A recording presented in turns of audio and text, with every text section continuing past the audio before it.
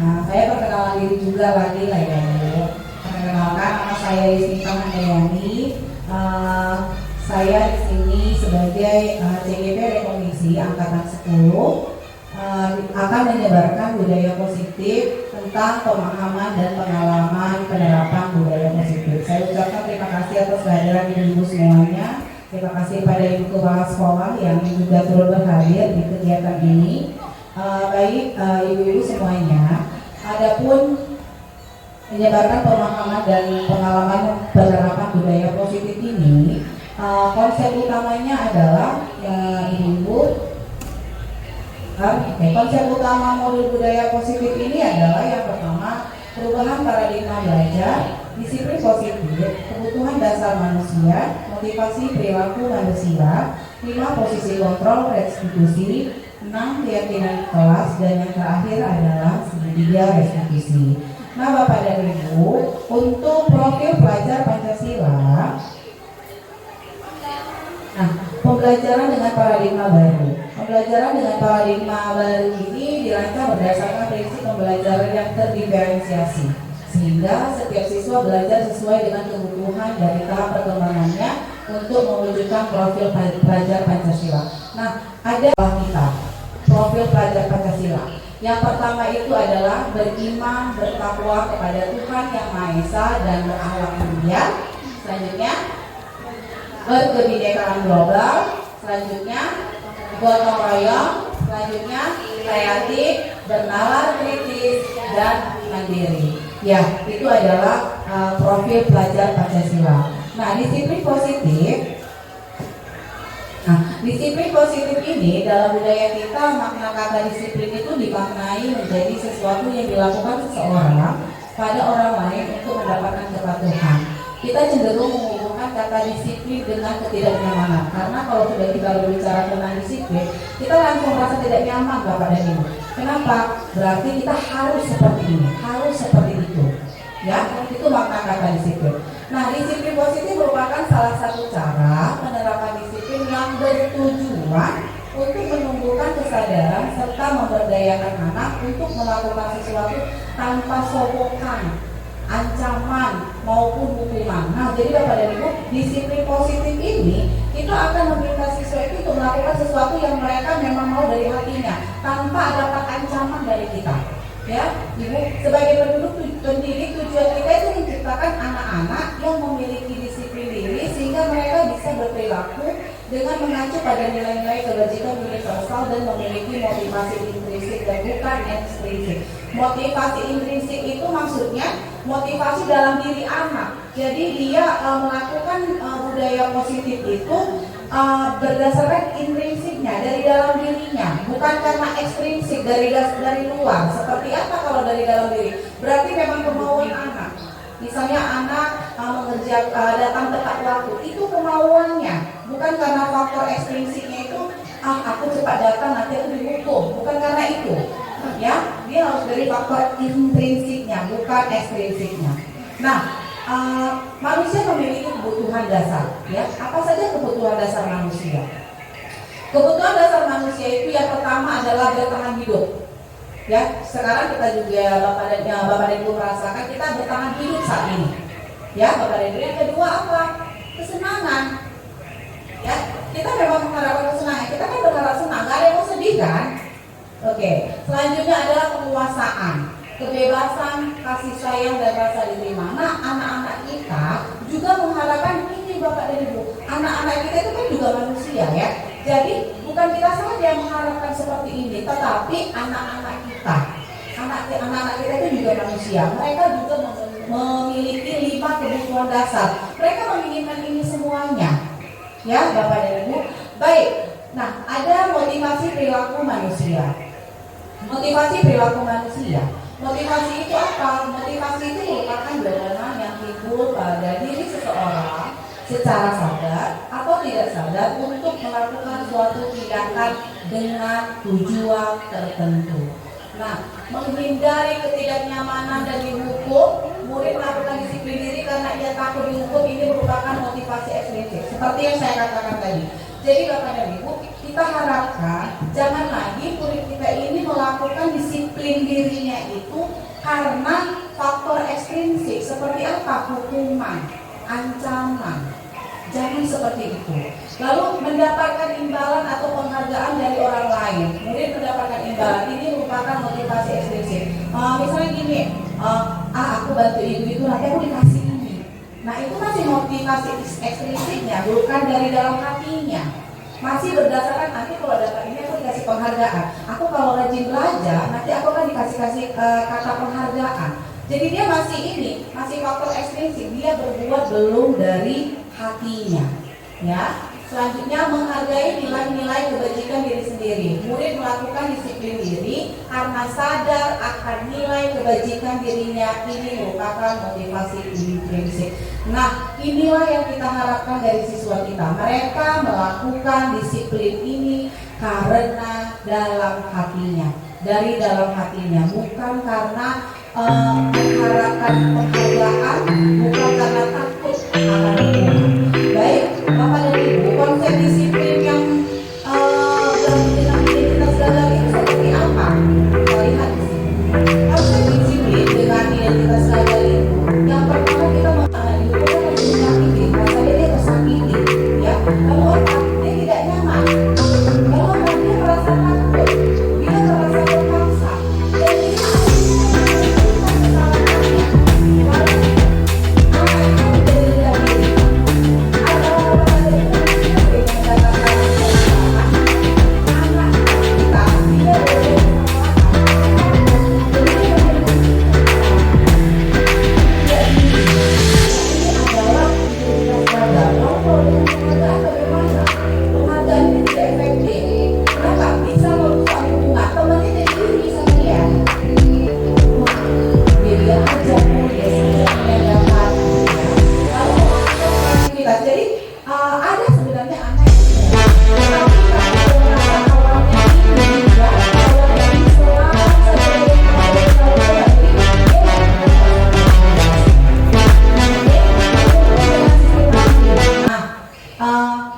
bagaimana perasaan kita ketika kita meranking siswa kita? Saya rasa ibu-ibu juga merasa sedih ya dengan sistem perantingan. Kenapa? Di situ terlihat. Jadi kalau kita bikin ranking itu dari ranking pertama sampai terakhir, bagaimana perasaan anak kita yang ranking terakhir? Ya, bagaimana perasaan ranking terakhir itu? Dan bagaimana dia melihat teman-temannya? Ya, oke. Selanjutnya merampas haknya serta menghargai dirinya. Jadi dia seolah-olah tidak bisa menghargai dirinya sendiri. Karena gini, kalau kawanku bisa, aku nggak bisa, aku memang nggak bisa kok, aku memang nggak pintar kok. Jadi itu ada dalam dirinya. Ini adalah konsep disiplin kita dengan identitas gagal. Kita nggak, kalau tadi yang gagal, kita akan masuk ke konsep disiplin dengan identitas sukses. Nah, konsep disiplin dengan identitas sukses itu kita melakukan secara dua jalan, yaitu konsekuensi dan restitusi. Ya, nanti saya akan tampilkan apa itu restitusinya, bagaimana juga posisi kontrol kita sebagai guru. Konsekuensi itu adalah penguatan jangka pendek. Perlu monitoring berkelanjutan, stimulus atau respon, murid menghormati peraturan, kehilangan waktu untuk merenungi kesalahan. Itu di konsekuensi. Nah, yang paling baik itu adalah di restitusi. Apa di restitusi? Murid bertanggung jawab untuk perilakunya. Jadi dia bertanggung jawab, dia tahu kalau itu adalah yang dilakukannya salah dan dia bertanggung jawab. Lalu apa? Fokus pemecahan masalah jangka panjang, murid menghargai dirinya dengan orang lain, teori kontrol, murid bersemangat memperbaiki kesalahan. Jadi Bapak dan Ibu, ketika dia melakukan kesalahan, kita tidak menjatuhkan kesalahan itu full sepenuhnya kepadanya, ya. Tetapi kita bisa mencari fokus pemecahan masalahnya, kita mencari solusi pemecahan masalahnya, ya. Baik, ibu-ibu, ini adalah konsep disiplin dengan menggunakan pendekatan restitusi. Nah, konsep disiplin pendekatan restitusi sebuah cara menanamkan disiplin positif pada murid. Ya, restitusi itu apa? Restitusi adalah proses menciptakan kondisi bagi murid untuk memperbaiki kesalahan mereka, sehingga mereka bisa kembali pada kelompok mereka dengan karakter yang lebih kuat. Ciri-cirinya bagaimana? Ciri-cirinya adalah bukan menebus kesalahan, namun belajar dari kesalahan. Jadi dia bukan membuat kesalahan, dia menebus kesalahannya dengan misalnya melakukan ini, tidak, tetapi dia belajar dari kesalahannya untuk tidak mengulangi kesalahan yang sama. Ya, selanjutnya memperbaiki hubungan. Setelah dia menebus belajar dari kesalahannya, dia bisa memperbaiki hubungan. Ini kan anak-anak sering gitu ya, bertengkar dengan temannya. Jadi yang kita lakukan, kita memberikan tawaran. Jadi kita bukan memaksa dia untuk meminta maaf, tapi kita tawarkan apa yang akan kamu lakukan. Kita bukan memaksa, kamu harus minta maaf ya sama dia. Jangan kita paksa, kita menawarkan. Ya, kita menawarkan. Baik Bapak dan Ibu, kita akan masuk ke contoh kasus. Ya, kita akan masuk ke contoh kasusnya. Nah, ini dia Bapak dan Ibu, contoh kasusnya. Ini sering terjadi di kelas kita, ya. Sering terjadi. Siswa sering tidak mengerjakan PR. Nah, kalau contohnya itu adalah hukuman, seperti ini. Guru menghukum murid tersebut menghormat bendera selama 10 menit. Siapa yang pernah? Ada? Nah, guru marah, ini pasti ada. Pernah? Guru marah dan murid menjadi takut. Ada yang takut, ada yang tidak, ya. Kenapa? Karena ini kita berikan hukuman. Jadi dia gini, ibu ini udah sering marah kok, besok ibu ini baik lagi. Makanya dia nggak jadi takut. Karena kita udah terlalu sering marah. Ya, selanjutnya adalah konsekuensi. Konsekuensi ini contohnya bagaimana? Guru memberikan konsekuensi untuk mengerjakan PR-nya saat istirahat atau dikerjakan sebanyak 3 kali. Benar? Benar ya, Bu Hawa ya. Selanjutnya, guru tegas dan murid menghormati peraturan. Itu konsekuensi. Nah, kalau di restitusi apa yang dilakukan? Yang dilakukan adalah guru menanyakan keyakinan kelas. Kita kan punya keyakinan kelas, ya. Guru menanyakan keyakinan kelas atau keyakinan pada dirinya dan membantu siswa menyelesaikan masalahnya. Lalu guru terbuka dan siswa menghormati dirinya dan orang lain. Jadi ibu-ibu, kita menanyakan gini, kira-kira keyakinan kelas itu kan sudah dibuat oleh siswa berdasarkan temuan siswa, ya. Jadi kita menanyakan, itu memang keyakinan yang kita buat, yang kamu buat kemarin itu ada yang kamu langgar tidak? Nah, itu dia kalau di restitusi, ya. Nah, Bapak dan Ibu, kita sebagai kita memiliki 5 posisi kontrol. 5 posisi kontrol. Apa saja kita akan lihat di titik manakah ibu sekarang berada, ya. Ini dia. Posisi kontrol yang harus dilakukan itu adalah penghukum. Ya, posisi kontrol kedua itu adalah pembuat rasa bersalah. Ini adalah satu kalimat. Ya, nanti saya akan bayangkan kepada ibu video tentang posisi kontrol. Kita akan lihat sekarang posisi kita ini. Yang ketiga adalah posisi kontrol menjadi penghukum. Yang keempat adalah pemantau dan yang ketiga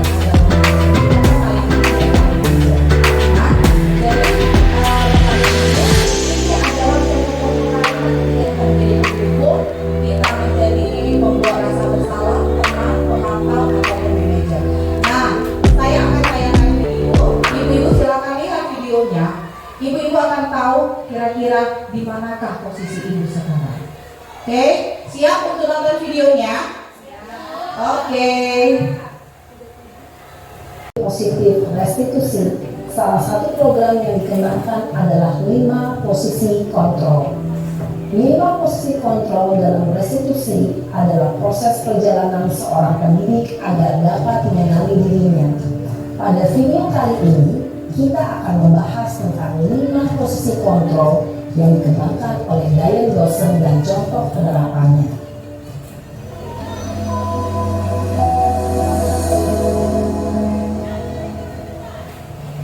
5 posisi kontrol itu adalah 1. Posisi penghukum, 2. Posisi pembuat merasa bersalah, 3. Posisi teman, 4. Posisi pemantau atau monitor, dan 5. Posisi manajer. Untuk lebih memahami kelima posisi tersebut, mari kita saksikan kasus Naren yang terlambat hadir 20 menit di sekolah dan melihat bagaimana kelima posisi kontrol dalam menghadapi masalah tersebut.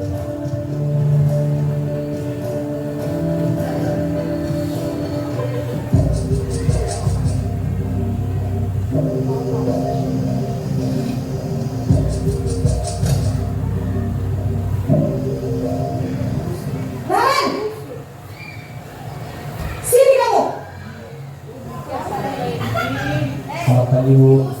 Selalu terlambat. Kamu deh, pasti terlambat. Maaf Bu, saya Apa? Apa coba? Alasan kamu apa lagi? Kapan sih kamu tidak terlambat? Malas sekali ya kamu jadi anak. saya Dasar pemalas. Gak kapok-kapok sih kamu. Sudah berapa kali terlambat? Sana, kamu keliling lapangan basket 2 kali. kenapa saya harus keliling lapangan basket Bu? Kenapa? Kamu tolak ibu. Berani-beraninya jawab. Sudah terlambat, masih berani jawab pula. Sekarang, keliling lapangan basket 5 kali sekalian. Biar kapok. Cepat. Pergi sana ke lapangan basket. Posisi penghukum biasanya berbicara dengan nada tinggi, menghardik, menunjuk-nunjuk, menyakiti, dan menyindir. Hukuman bisa berupa fisik maupun psikis. Ibu dan bapak guru hebat. Dampak yang terjadi pada murid ketika guru berada pada posisi penghukum adalah murid cenderung akan memberontak, bahkan menyimpan dendam.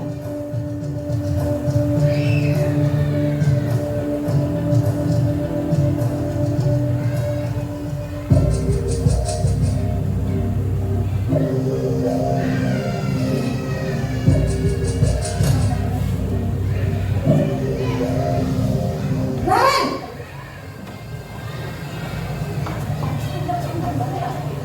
Selamat pagi Bu. Naren. Kamu kenapa terlambat lagi, nak? Ya Tuhan, Naren. Kamu senang ya bikin ibu susah ya?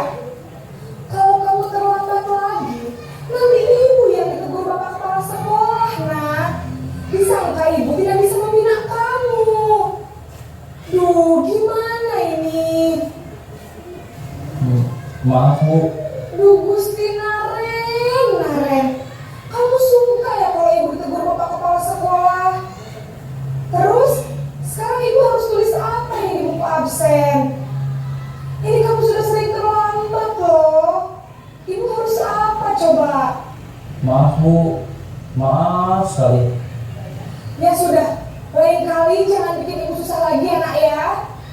Ibu tidak akan kuat lagi kalau kamu begini terus. Bisa jantungan kalau ibu tegur bapak kepala sekolah. Sana cepat ke kelas.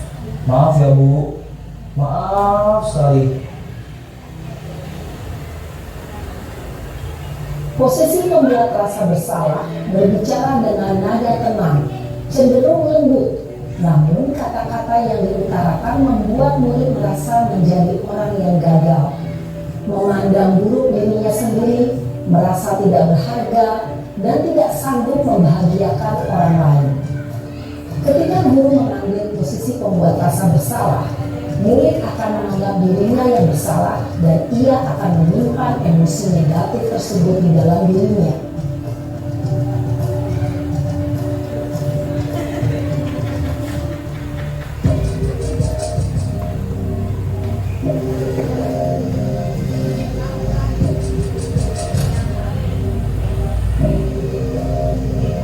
Naren!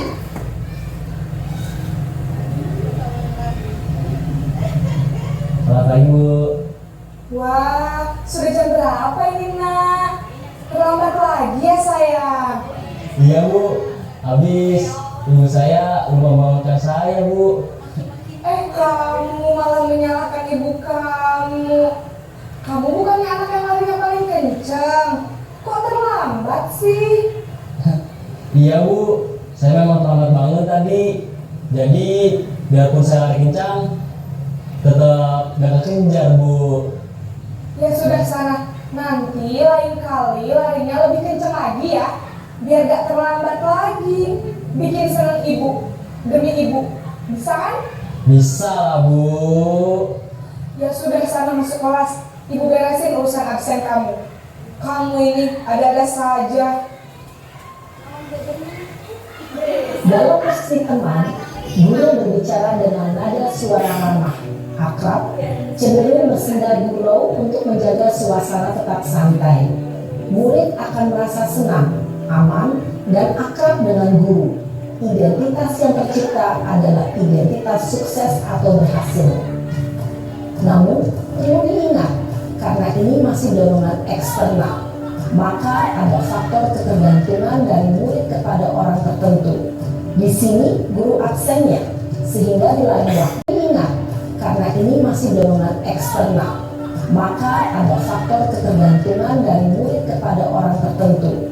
Di sini guru absennya, sehingga di lain waktu murid bisa berperilaku baik, namun hanya kepada orang-orang tertentu saja.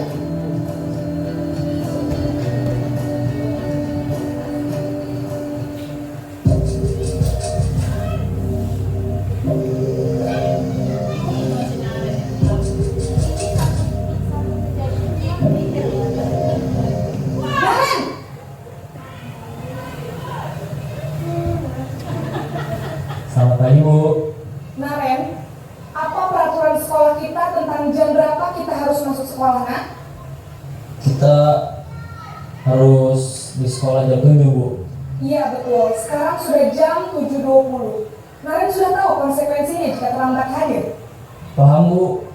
Saya harus tinggal kelas pas jam istirahat selama 20 menit. Iya benar, konsekuensinya demikian.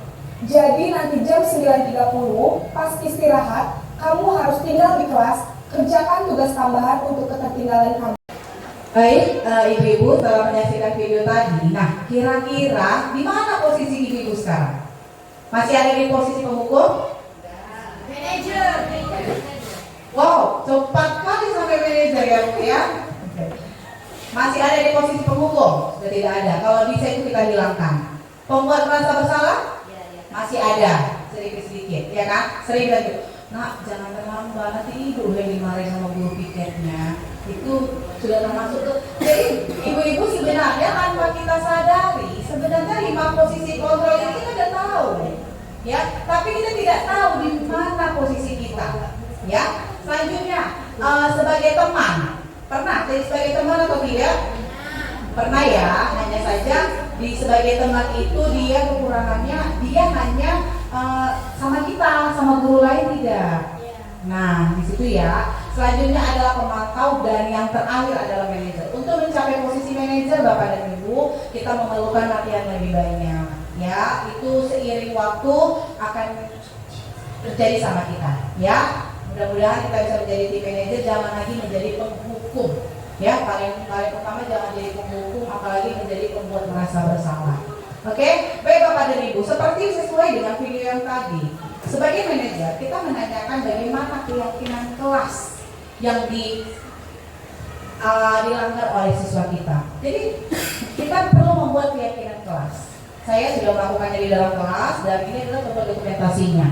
Ya, saya harapkan kita semuanya bisa dapat membuat keyakinan kelas. Kenapa nanti keyakinan kelas ini berguna untuk restitusi kita nanti untuk 5 posisi kontrol kita tadi.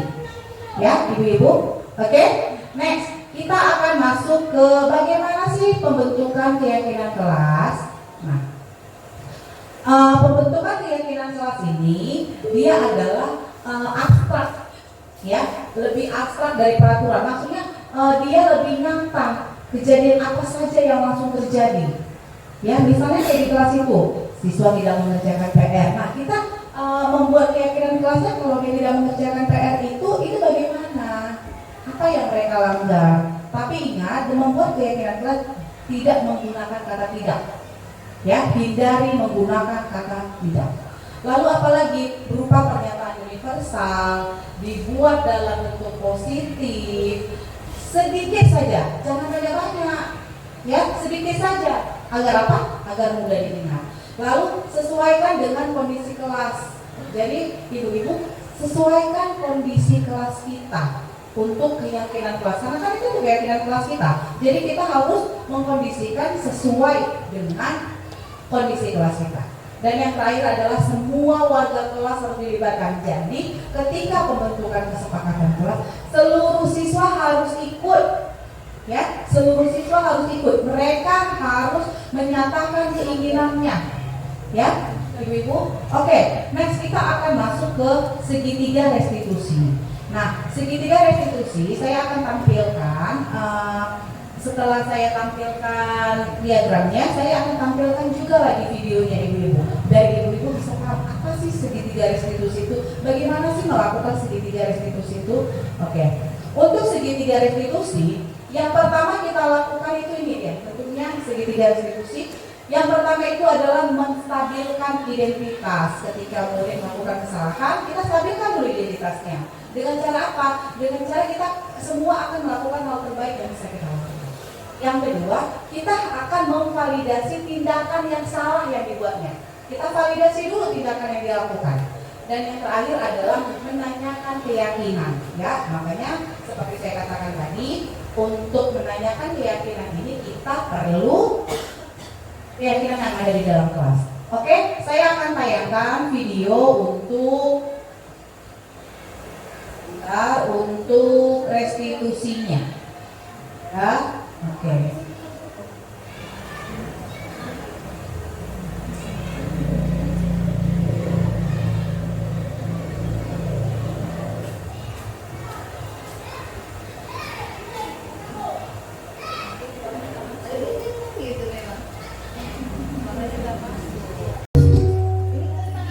Salam dan bahagia Ibu dan Bapak Guru hebat.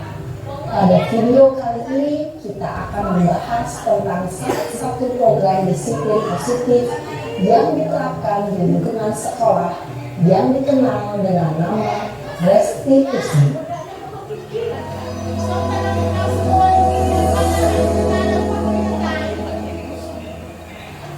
Restitusi dikembangkan oleh pakar pendidikan Diane Dawson, berlandaskan pada teori kontrol Dr. William Glasser. Segitiga restitusi adalah suatu proses dialog yang dijalankan oleh guru atau orang tua agar dapat menghasilkan murid yang mandiri dan bertanggung jawab. Pada saat guru di posisi manajer, aspek yang dikembangkan pada murid adalah motivasi intrinsik, sehingga penanaman nilai-nilai kebajikan dapat tumbuh dan berkembang menjadi suatu kebiasaan positif yang akhirnya membentuk karakter murid. Proses dialog ini terdiri dari 3 langkah yang digambarkan pada ketiga sisi pada segitiga restitusi. Sisi pertama adalah menstabilkan identitas. Sisi yang kedua adalah validasi tindakan yang salah. Dan sisi yang ketiga adalah menanyakan keyakinan. Ibu dan Bapak Guru, berikut ini akan ditunjukkan bagaimana seorang guru berada dalam posisi manajer menggunakan penerapan segitiga restitusi.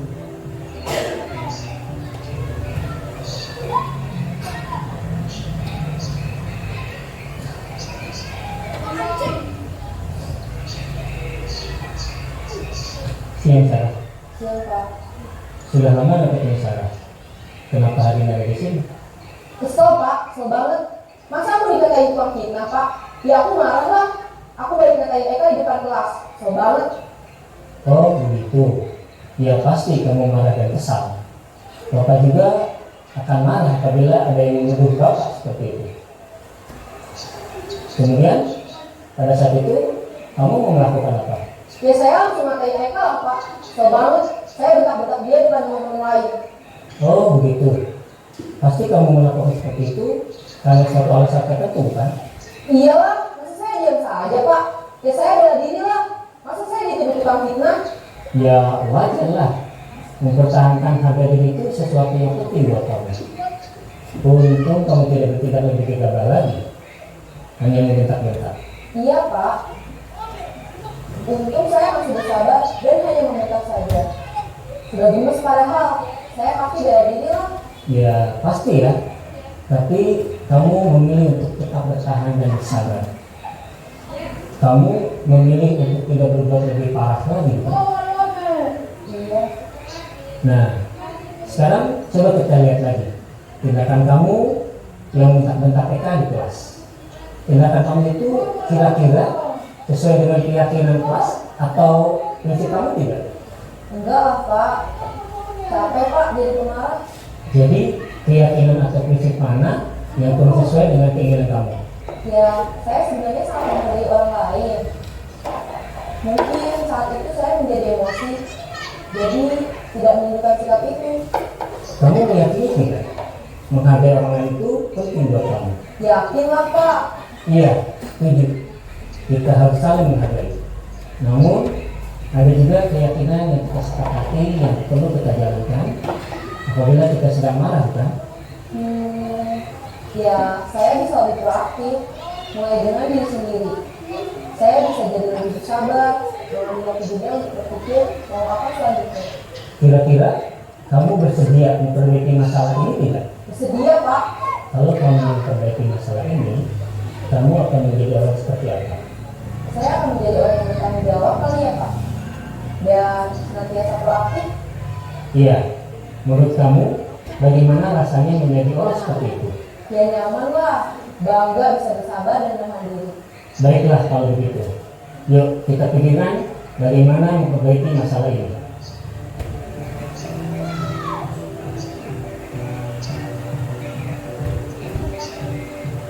Ibu dan Bapak guru hebat. Baru saja kita menyaksikan contoh bagaimana seorang guru berada dalam posisi manajer menggunakan penerapan segitiga restitusi. Mari kita bahas satu persatu. Pada sisi pertama, menstabilkan identitas berdasarkan pada prinsip bahwa membuat kesalahan adalah bagian dari proses pembelajaran. Sisi pertama dari segitiga ini berperan menggeser identitas murid dari identitas gagal ke identitas sukses. Murid yang sedang bertingkah laku yang tidak pantas atau menarik diri saat itu sedang mengalami identitas gagal. Bila kita mengkritiknya, maka posisinya tidak akan berubah. Kita bisa mengajukan pernyataan-pernyataan ini. 1. Membuat kesalahan sesuatu yang wajar. 2. Manusia tidak ada yang sempurna. 3. Kita bisa memperbaiki masalah ini. 4. Saya tidak menanyakan kesalahannya. Saya lebih fokus bagaimana memperbaiki masalah ini. 5. Apakah saat ini kamu telah menjadi orang yang baik untuk dirimu sendiri? Pada sisi kedua, validasi tindakan yang salah berlandaskan pada prinsip bahwa setiap perilaku berupaya memenuhi suatu kebutuhan tertentu. Guru yang telah memahami teori kontrol akan bergeser dari pemikiran stimulus respon menjadi proaktif dan mencoba untuk mengenali tujuan dari perilaku murid. Mengenali dan mengakui kebutuhan murid ini dapat memperbaiki hubungan dengan murid tersebut. Pernyataan atau pertanyaan bisa disampaikan dengan nada suara tidak menghakimi atau memojokkan, sehingga dapat mengembalikan murid pada posisi positif. 1. Kamu bisa saja bertindak lebih gegabah lagi dari ini. 2. Kamu bukan melakukannya tanpa suatu alasan tertentu. 3. Kamu melakukannya karena mempertahankan sesuatu yang penting bagimu. 4. Mungkin kamu bisa mempelajari suatu perilaku baru yang lebih efektif. Bersediakah kamu mempelajarinya? Selanjutnya, kita akan simak sisi terakhir, yaitu menanyakan keyakinan. Teori kontrol menyatakan bahwa pada dasarnya kita termotivasi secara intrinsik. Pada saat perilaku yang salah telah divalidasi dan identitas sukses telah stabil, maka murid telah siap menaikkan keyakinan-keyakinannya dengan tindakannya yang salah, dan pemikirannya telah bergeser ini menjadi orang yang dituju. Pertanyaan-pertanyaan ini dapat menaikkan keyakinan-keyakinan yang dianut murid. 1. sebagai keluarga atau kelas apa yang kita yakini. 2. Nilai-nilai apa yang telah kita sepakati. 3. Seperti apa gambaran sebuah kelas yang ideal bagi kamu. 4. Kamu ingin menjadi orang seperti apa?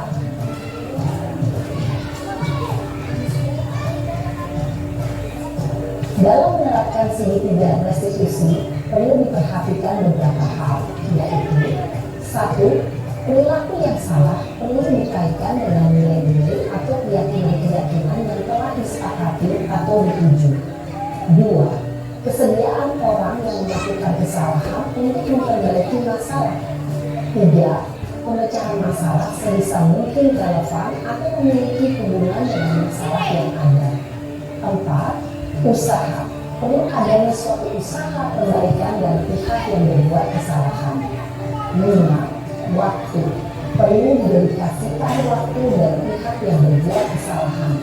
Tanyakan kapan akan mulai diberlakukan usaha untuk memperbaiki masalah. Dengan memahami struktur penerapan segitiga restitusi, diharapkan guru dapat menerapkan posisinya sebagai manajer dalam mengajukan pertanyaan-pertanyaan bermakna yang dapat membuat murid menjadi lebih percaya diri, bertanggung jawab, dan mandiri. Nah, ibu bapak guru perlu tidaknya mengikuti ketiga tahapan dalam segitiga restitusi bergantung pada ringan beratnya suatu permasalahan. Misalnya, bila permasalahan tersebut ringan, maka tidak perlu dijalankan secara berurutan. Bahkan bisa semudah menanyakan apa keyakinan yang kita sepakati. Dengan menjalankan segitiga restitusi, dengan mengajukan pertanyaan-pertanyaan bermakna, diharapkan murid menjadi lebih kuat secara pribadi, dapat membuka wawasan murid agar dapat menyelesaikan permasalahannya sendiri, semakin percaya diri, mandiri, dan merdeka. Salam dan bahagia, ibu bapak guru hebat. Baik, ibu-ibu, itu adalah tadi video tentang segitiga restitusi. Nah, jadi bapak dan ibu, jadi ketika ada siswa kita yang bermasalah, ya bapak dan ibu boleh menggunakan restitusi, ya restitusi seperti yang contohnya tadi seperti di video. Ya, tahapan restitusi tadi itu dia ada 3, yaitu yang pertama itu adalah menstabilkan identitas, dan yang kedua adalah, sebentar ya, kita lihat slide-nya.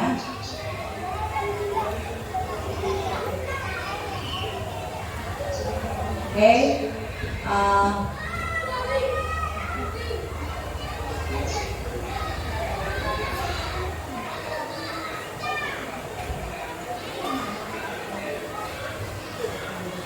yang pertama itu adalah menstabilkan identitas, yang kedua adalah validasi tindakan yang salah, dan yang ketiga adalah menanyakan keyakinan. Baik ibu-ibu, itu saja pemaparan untuk penyebaran pemahaman budaya positif dari saya. Di sini saya memberikan sesi pertama adalah 2 pertanyaan yang ingin diajukan, ya. Baiklah, di sini Ibu Yus, saya ingin bertanya. Sebelumnya, Assalamualaikum warahmatullahi wabarakatuh.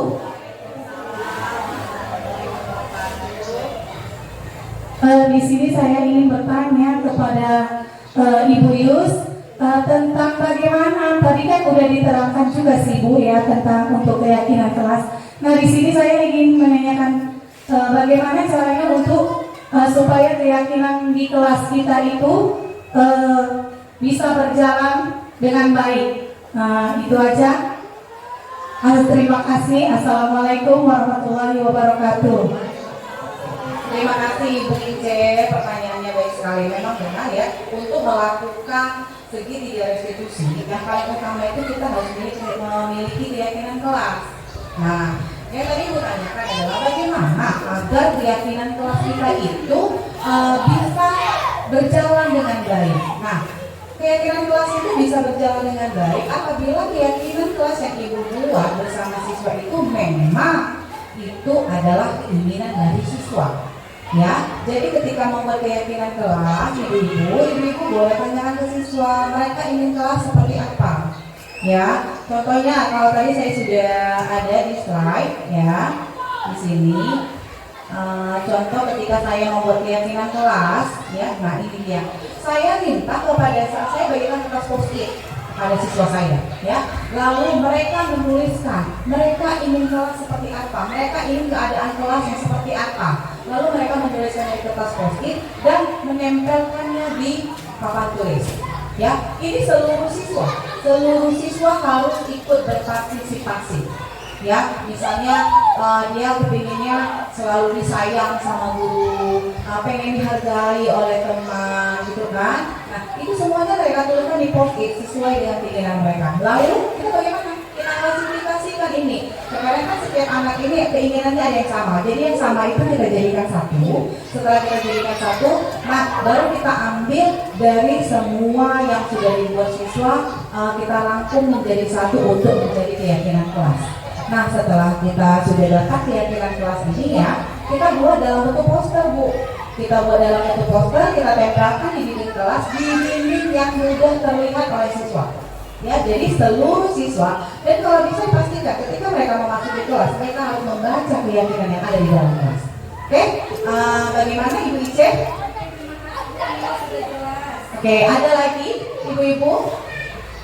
Oke, baik sekali, terima kasih ibu-ibu atas partisipasinya. Kalau tidak ada lagi yang bertanya, saya berterima kasih kepada ibu-ibu semuanya sudah berkenan hadir. Terima kasih atas partisipasinya. Juga tadi ada ibu kepala sekolah ya, saya mengucapkan terima kasih. Semoga ibu-ibu dapat menerapkan ini ya, kita dapat menerapkan ini bersama-sama di sekolah ya, Ibu. Kita bekerja sama dengan seluruh warga sekolah untuk menciptakan budaya positif di sekolah kita. Baik, terima kasih sekali lagi. Saya sudahi dengan assalamualaikum warahmatullahi wabarakatuh.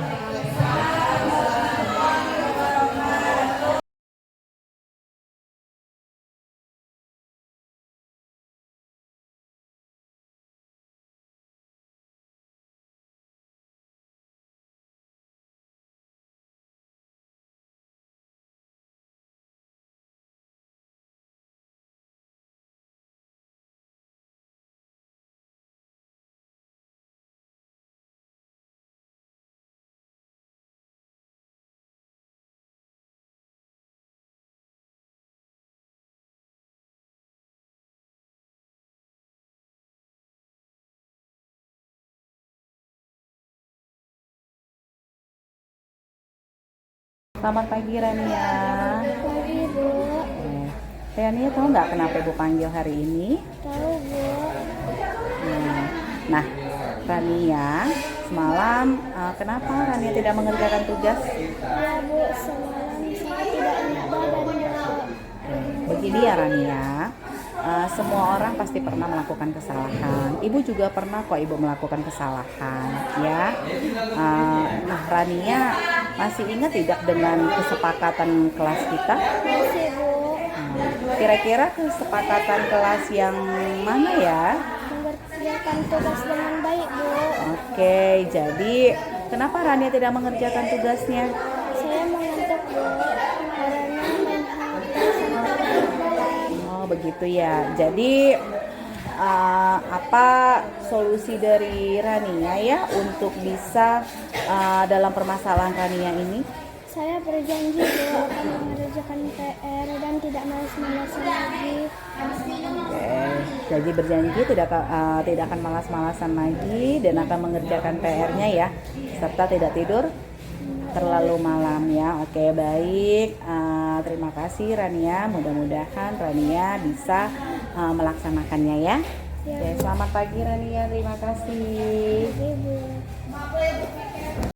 Nama saya Rania Kansa Fahira, kelas 4A. Saya melakukan kesalahan tidak mengerjakan tugas ketiga Ibu Yusnita pada kegiatan dengan kepala sekolah. Tetapi Ibu Yusnita tidak menghukum saya dan melakukan restitusi. Terima kasih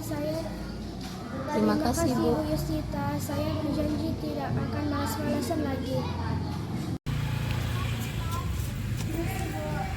Sudah jam berapa ini Salsa? Jam 7.30 Bu. Jadi kira-kira Salsa terlambat atau tidak? Terlambat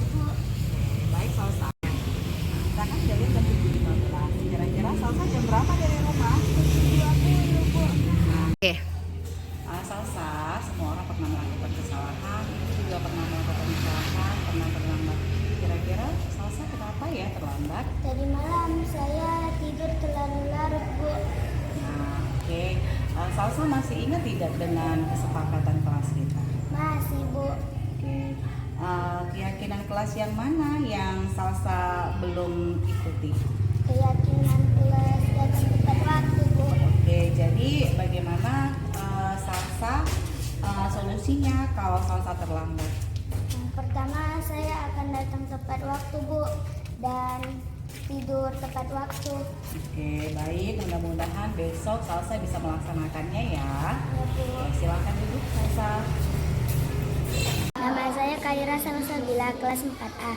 Saya melakukan kesalahan datang terlambat, tetapi Ibu Yusmita tidak menghukum saya, dan Ibu Yusmita melakukan restitusi sehingga saya menemukan solusi. Terima kasih Ibu Yusmita, saya berjanji tidak terlambat lagi.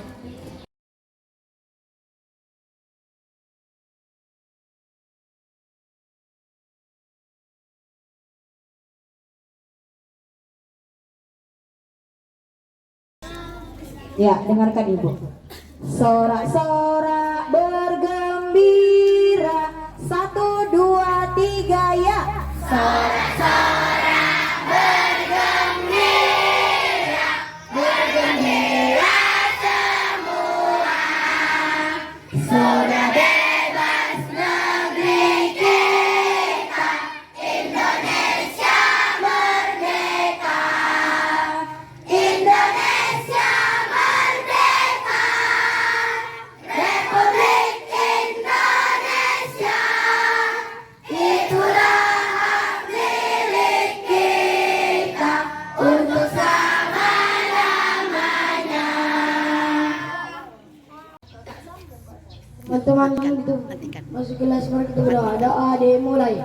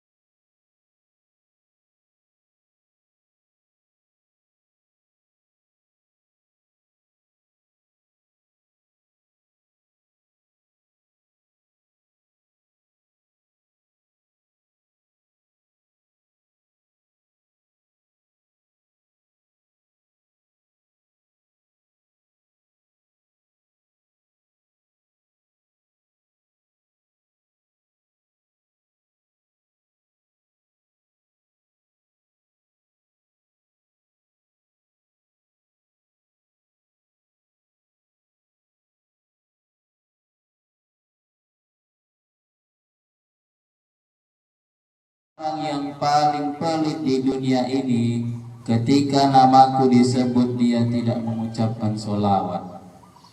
Nah, itulah orang yang paling pelit di dunia ini. Makanya kalau dengar kata Nabi Muhammad disebutkan, apa jawabannya?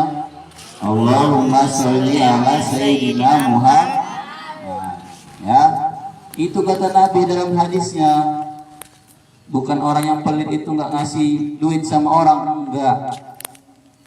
Bukan yang pelit itu orang yang tidak mau bayar sedekah, tidak. Tapi orang yang pelit itu orang yang tidak mau bersolawat kepada Nabi. Nah, jadi kalau nanti dimanapun kamu berada, seandainya ada orang menyebut nama Nabi Muhammad, kita jawabnya pakai solawat. Gimana solawatnya? Allahumma sholli ala sayyidina Muhammad wa ala ali sayyidina Muhammad. Ya. Nah, Bapak mau tanya dulu, udah masih kuat puasanya? Apa jangan-jangan ada yang udah batal puasanya? Ada yang nggak puasa? Mokel kata orang. Bapak pun nggak tahu istilah mokel ini apa. Kalau dulu istilah bapak BDD-nya buka diam-diam. Motel. Mokel atau mokel dulu. Motel ini ada. Bukan mokel. Ya, mokel sekarang kan, zaman sekarang ada aja mokel lah. Siapa yang masih puasa? Angkat tangannya.